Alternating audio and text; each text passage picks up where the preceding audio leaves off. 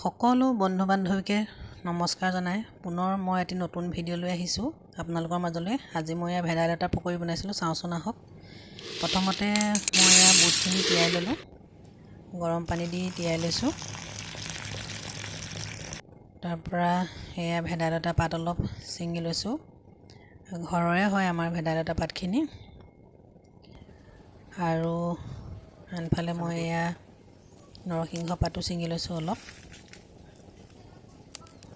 সেইখিনি ভালদৰে চাফা কৰি মই পাতখিনি আকৌ ঠাৰিবোৰৰ পৰা ছিঙি লৈছোঁ। এনেদৰে নৰসিংহ পাতখিনিও ছিঙি লৈছোঁ।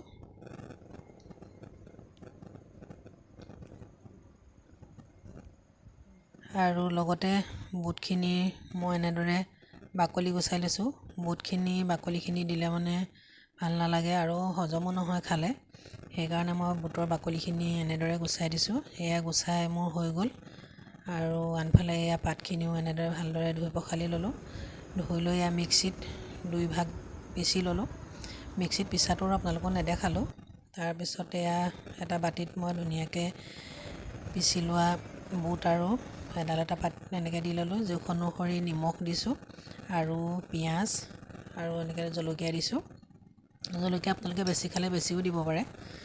তাৰপিছত মিক্স কৰি ল'লোঁ।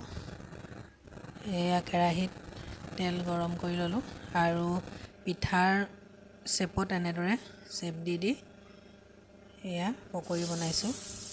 খাবলৈ বহুত টেষ্টি হয়। আপোনালোকে এবাৰ ট্ৰাই কৰি চাব আৰু মোক জনাব কেনে পালে খায়। চাওকচোন, দেখিবলৈও ধুনীয়া হৈছে আৰু খাবলৈ বিৰাটেই টেষ্টি হয়।